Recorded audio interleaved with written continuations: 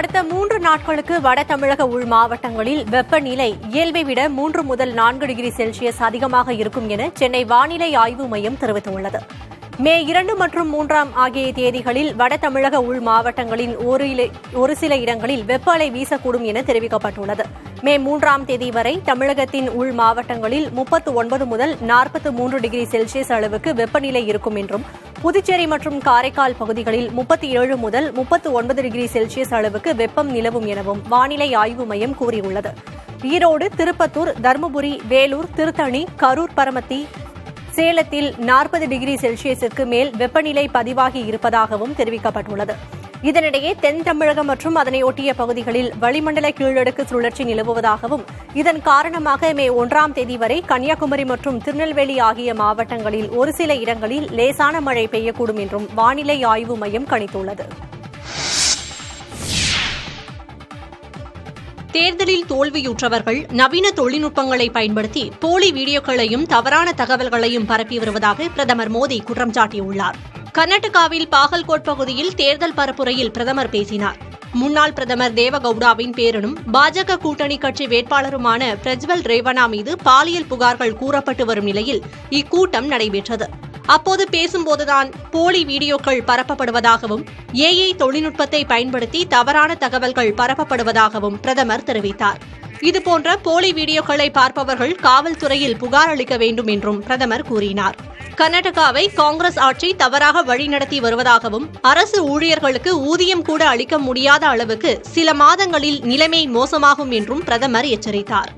காங்கிரஸ் கட்சி வாக்கு வங்கியை மனதில் கொண்டு மத அடிப்படையில் இடஒதுக்கீட்டை கொண்டுவர முயற்சிப்பதாகவும், அதை தங்கள் கட்சி அனுமதிக்காது என்றும் பிரதமர் மோடி பேசியுள்ளார். பட்டியலினத்தவர்களும் இதர பிற்படுத்தப்பட்ட வகுப்பினரும் பாஜகவுக்கு ஆதரவாக இருப்பதால் சிறுபான்மை மதத்தவரின் வாக்குகளை கவர காங்கிரஸ் முற்பட்டுள்ளதாக மோடி பேசினார். பிரதமர் மோடி 6 ஆண்டுகள் தேர்தலில் போட்டியிட தடை விதிக்க வேண்டும் என்ற மனுவை டெல்லி உயர்நீதிமன்றம் தள்ளுபடி செய்தது. வழக்கறிஞர் ஆனந்த் ஜோன்தேல் என்பவர் டெல்லி உயர்நீதிமன்றத்தில் வழக்கு ஒன்றை தாக்கல் செய்திருந்தார். அதில் பிரதமர் மோடி உத்தரப்பிரதேசத்தில் பரப்புரை செய்யும் போது மத ரீதியில் வாக்கு சேகரித்ததாகவும், இது தேர்தல் நடத்தை விதிகளை மீறிய செயல் என்றும் குறிப்பிட்டிருந்தார். விதிமுறைகளை மீறிய குற்றத்திற்காக பிரதமர் மோடி அடுத்த 6 ஆண்டுகளுக்கு தேர்தலில் போட்டியிட தடை விதிக்க வேண்டும் என்றும் அவர் கோரியிருந்தார். இதை விசாரித்த நீதிபதிகள் மனுவை தள்ளுபடி செய்தனர். தவறான புரிதல் அடிப்படையில் மனு தாக்கல் செய்யப்பட்டிருப்பதாகவும், எனவே இவ்விவகாரத்தில் தேர்தல் ஆணையத்திற்கு தாங்கள் எந்த உத்தரவும் பிறப்பிக்க முடியாது என கூறி வழக்கை நீதிபதி சச்சின் தத்தா தள்ளுபடி செய்தார். பிரதமரின் பேச்சு தேர்தல் நடத்தை விதிமீறல் என மனுதாரரே முன்முடிவு எடுத்து வழக்கு தொடுத்துள்ளதாகவும், இதை ஏற்க முடியாது என்றும் நீதிபதி தெரிவித்தார். மோடி மீது நடவடிக்கை எடுக்க தேர்தல் ஆணையத்தில் புகார் கொடுத்து அதற்கு தீர்வு இன்னும் வழங்கப்படாத நிலையில் நீதிமன்றத்திலும் மனுதாரர் அணுகியுள்ளதாகவும் நீதிபதி தெரிவித்தார். மத்திய உள்துறை அமைச்சர் அமித்ஷா இடஒதுக்கீட்டை ரத்து செய்ய வேண்டும் என பேசியதாக சமூக ஊடகங்களில் ஒரு வீடியோ பரவியது. இதனை தெலுங்கானா முதலமைச்சர் ரேவந்த் ரெட்டி உள்பட பல காங்கிரஸ் தலைவர்கள் பகிர்ந்தனர்.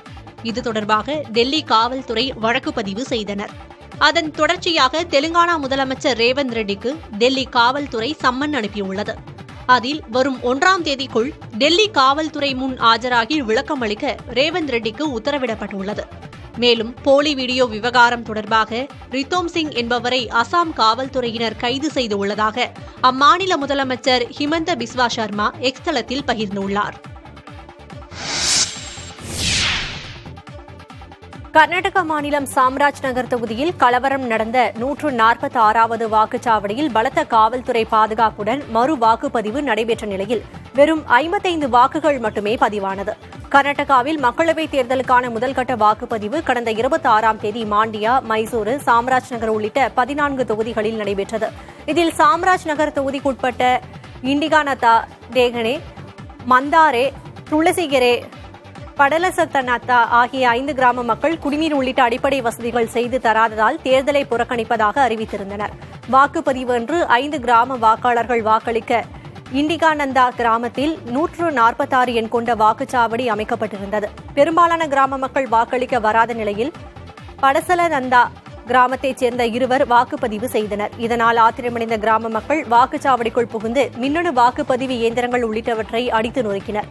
இதைத் தொடர்ந்து பலத்த பாதுகாப்புடன் இன்று மறு வாக்குப்பதிவு நடத்த உத்தரவிடப்பட்டது.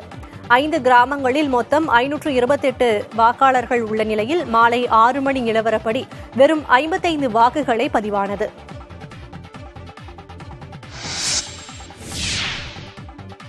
வாக்குப்பெட்டிகள் வைக்கப்பட்டுள்ள மையங்களில் சிசிடிவி கேமராக்கள் பழுது இல்லாமல் இயங்க வேண்டும் என தலைமை தேர்தல் ஆணையத்திடம் திமுக சார்பில் மனு அளிக்கப்பட்டுள்ளது. வாக்குப்பதிவு இயந்திரங்கள் வைக்கப்பட்டுள்ள மையத்தின் இருந்து குறைந்தபட்சம் 500 மீட்டர் சுற்றளவில் ட்ரோன் பறக்க தடை விதிக்க வேண்டும் என்றும் கோரிக்கை வைக்கப்பட்டுள்ளதாக திமுக நாடாளுமன்ற உறுப்பினர் என்.ஆர். இளங்கோ தெரிவித்துள்ளார்.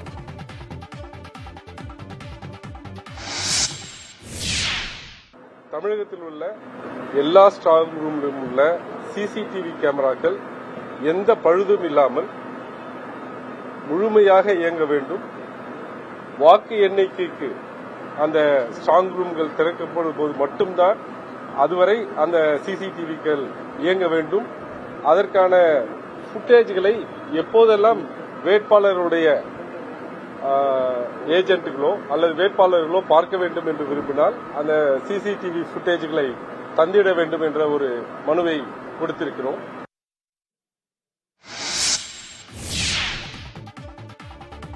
வாகனங்களில் ஸ்டிக்கர் ஒட்டும் தடை அறிவிப்பில் இருந்து தங்களை நீக்குமாறு சென்னை உயர்நீதிமன்ற வழக்கறிஞர்கள் சங்கம் கோரியுள்ளது. சொந்த வாகனங்களில் ஊடகம், காவல்துறை, நீதித்துறை, வழக்கறிஞர்கள் என ஸ்டிக்கர் ஒட்டினால் மோட்டார் வாகன சட்டத்தின் 198வது பிரிவின்படி நடவடிக்கை எடுக்கப்படும் என சென்னை போக்குவரத்து காவல்துறை அறிவித்தது. இதில் தங்களை நீக்குமாறு வழக்கறிஞர்கள் சங்கம் கோரியுள்ளது.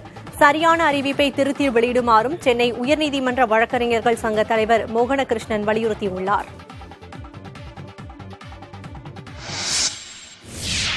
தமிழ்நாடு முழுவதும் நீதிமன்றங்கள் இருக்கின்றது. அந்த நீதிமன்ற வளாகத்தில் பார்க்கிங்காக தான் நாங்கள் அந்த ஸ்டிக்கர் நாங்கள் ஒட்டுறோம். வேறு எதுக்காக நாங்கள் ஸ்டிக்கர் ஒட்டலை. அதே போல் இந்த ஸ்டிக்கர் கொடுத்தது தமிழ்நாடு புதுச்சேரி பார் கவுன்சில். அது ஒரு ஸ்டாச்சுட்டரி பாடி. அந்த ஸ்டாச்சுட்டரி பாடி கொடுத்த ஸ்டிக்கரை நாங்கள் சட்டப்படி நாங்கள் ஒட்டலாம். நேற்றைய தினம் காவல்துறை சொல்லியிருக்கு, நாங்கள் ஆக்ஷன் எடுப்போம்னு சொல்லியிருக்காங்க. அப்படி ஆக்ஷன் எடுத்தாலும் அது சட்டப்படி செல்லாது. நாங்கள் அதை எதிர்த்து நாங்கள் வழக்கு தொடருவோம்.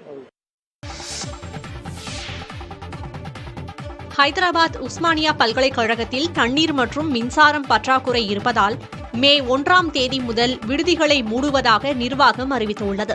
உஸ்மானியா பல்கலைக்கழகத்தில் தண்ணீர் பற்றாக்குறை உள்ளதாக கூறி மாணவர்கள் ஞாயிற்றுக்கிழமை போராட்டத்தில் ஈடுபட்டனர்.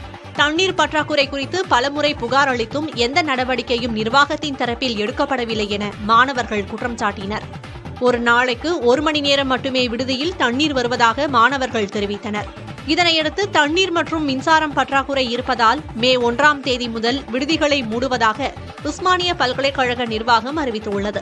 கோடைக்காலம் என்பதால் தண்ணீர் மற்றும் மின்சார பற்றாக்குறை அதிகமாக உள்ளதால் மாணவர்கள் ஒத்துழைக்க வேண்டும் எனவும் கேட்டுக் கொண்டுள்ளது. கென்யாவின் மத்திய பகுதியில் உள்ள அணை ஒன்று உடைந்து வெள்ளம் பெருக்கெடுத்ததில் 42 பேர் உயிரிழந்தனர். கென்யாவில் கடந்த சில நாட்களாக பெய்து வந்த மழை காரணமாக பல்வேறு இடங்களிலும் வெள்ளப்பெருக்கு ஏற்பட்டது. நீர்நிலைகள் நிரம்பி வந்தன. இந்நிலையில் மாய் மஹியூ பகுதியில் இருந்து அணை உடைந்து வெள்ளம் பாய்ந்ததில் பல வீடுகள் நீரில் அடித்துச் செல்லப்பட்டன. இதுவரை 42 உடல்களை கண்டெடுத்துள்ளதாகவும் உயிரிழந்தவர்களில் 17 பேர் சிறார் என தெரியவந்துள்ளதாகவும் மீட்புப் படையினர் தெரிவித்துள்ளனர். தேடுதல் மற்றும் மீட்புப் பணிகள் தொடர்ந்து வருவதாகவும் அதிகாரிகள் தெரிவித்துள்ளனர். கடந்த மாதத்தில் இருந்து தொடர்ந்து பெய்து வரும் மழை காரணமாக கென்யாவில் மட்டும் இதுவரை 140 பேர் உயிரிழந்து உள்ளதாகவும் அதிகாரிகள் கூறியுள்ளனர்.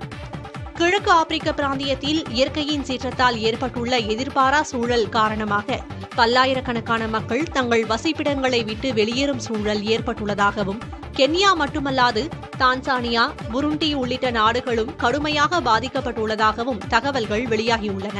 மழை மற்றும் வெள்ளத்தின் பாதிப்புகளை சீர் செய்யும் நடவடிக்கைகள் முடுக்கிவிடப்பட்டுள்ள நிலையில் கென்யாவில் பள்ளிகள் திறப்பை 1 வார காலத்திற்கு அரசு தள்ளி வைத்துள்ளது. ஸ்காட்லாந்தின் முதலமைச்சர் பதவியில் இருந்தும் ஸ்காட்லாந்து தேசிய கட்சியின் தலைவர் பதவியில் இருந்தும் விலகுவதாக ஹம்சா யூசுப் தெரிவித்துள்ளார். வாரத்தின் பிற்பகுதியில் நடைபெறவுள்ள நம்பிக்கை வாக்கெடுப்பில் வெற்றி பெறுவது கடினம் என்பது தெரியவந்த நிலையில் அவர் இம்முடிவை எடுத்துள்ளதாக கூறப்படுகிறது. அரசியல் ரீதியாக எழுந்துள்ள சிக்கலுக்கு தீர்வு காண வேண்டும் எனில் வேறொருவர் கட்சியின் தலைமை பொறுப்பை ஏற்பது அவசியம் எனவும் ஹம்சா யூசுப் கூறியுள்ளார். வேறொருவர் தலைமை பதவிக்கு தேர்ந்தெடுக்கப்படும் வரை பொறுப்பில் நீடிக்கப் போவதாகவும் அவர் கூறியுள்ளார். இதனிடையே ஸ்காட்லாந்தில் தேர்தலை நடத்த எதிர்க்கட்சியினர் கோரிக்கை விடுத்துள்ளனர்.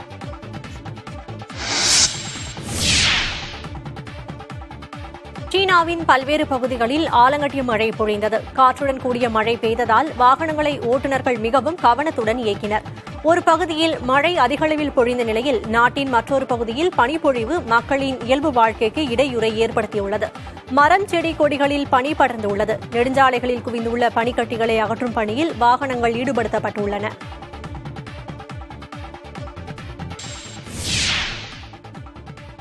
ஸ்பெயின் பிரதமர் பதவியில் தொடர்வதென முடிவு செய்திருப்பதாக பெட்ரோ சாnchez தெரிவித்திருக்கிறார். கடந்த வாரத்தில் பெட்ரோ சாnchez-இன் மனைவி பெகானோ கோமஸ் மீதான முறைகேட்டு புகாரை விசாரிக்கப் போவதாக நீதிமன்றம் அறிவித்தது. இதனையடுத்து பிரதமர் பதவியில் தொடர்ந்து நீடிப்பதா வேண்டாமா என்பது குறித்து ஆலோசித்து முடிவெடுக்க உள்ளதாக பெட்ரோ சாnchez அறிவித்திருந்தார். இதனையடுத்து ஸ்பெயின் அரசியலில் பரபரப்பு ஏற்பட்டது. பெட்ரோ சாnchez பதவி விலகக்கூடாது என அவரது ஆதரவாளர்கள் தொடர்ந்து வலியுறுத்தி வந்தனர். இந்நிலையில் தான் பதவியில் தொடரப்போவதாக திங்களன்று அவர் அறிவித்திருக்கிறார். முந்தைய காலத்தை விட மேலும் உறுதியோடு மக்கள் பணியில் ஈடுபடப் போவதாகவும் அவர் குறிப்பிட்டிருக்கிறார். மதுரையில் முதலமைச்சர் மு.க.ஸ்டாலினை சந்தித்து கஞ்சா பொட்டலத்துடன் மனு கொடுக்க முயன்ற பாஜக நிர்வாகியை காவல்துறையினர் கைது செய்தனர்.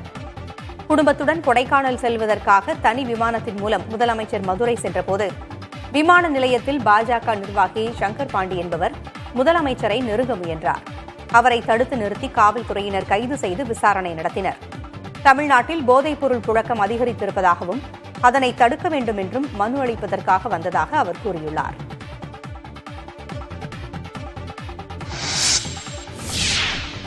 கடலூர் மாவட்டம் விருத்தாச்சலத்தில் கடைகளை காலி செய்ய கோரிய நகராட்சி நிர்வாகத்தை கண்டித்து காய்கறி வியாபாரிகள் முழு கடையடைப்பு போராட்டத்தில் ஈடுபட்டுள்ளனர்.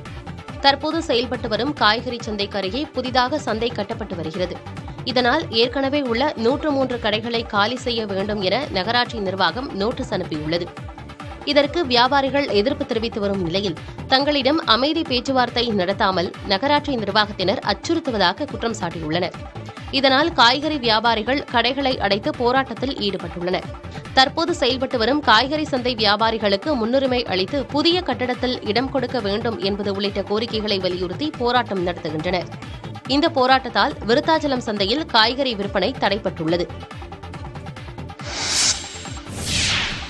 ராமநாதபுரத்தில் உடற்பயிற்சி கூடத்திற்கு சென்றுவிட்டு வீடு திரும்பிய மருத்துவர் நெஞ்சுவலி ஏற்பட்டு உயிரிழந்துள்ளார். பெரியார் நகரில் வசித்து வந்த 32 வயதான வசந்தகிருஷ்ணன் என்ற மருத்துவர் தனியார் மருத்துவமனையில் பணியாற்றி வந்துள்ளார்.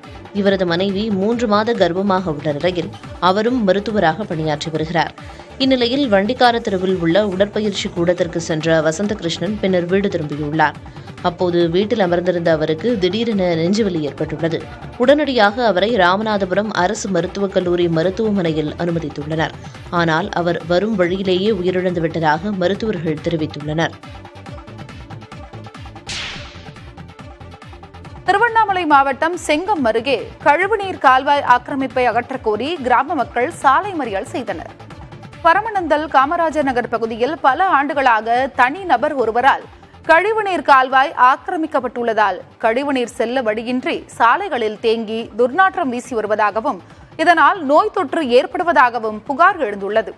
இதுகுறித்து ஊராட்சி மற்றும் வட்டார வளர்ச்சி அலுவலரிடம் பலமுறை புகார் மனு அளித்தும் எந்தவித நடவடிக்கையும் இல்லை என்று கிராம மக்கள் குமுறுகின்றனர். இதனால் விரக்தியடைந்த கிராம மக்கள் செங்கம் கிளையூர் சாலையில் தனியார் பேருந்துகளை சிறைபிடித்து மறியல் செய்தனர். சுமார் 2 மணி நேரம் இந்த போராட்டம் நீடித்தது. கழிவுநீர் கால்வாயை தடுத்து நிறுத்தி தெரு ஃபுல்லா தண்ணி நின்றுச்சு. இதனால கொசு, ஜுரம், பசங்களுக்கு நிறைய பாதிப்பு ஏற்பட்டுக்குது.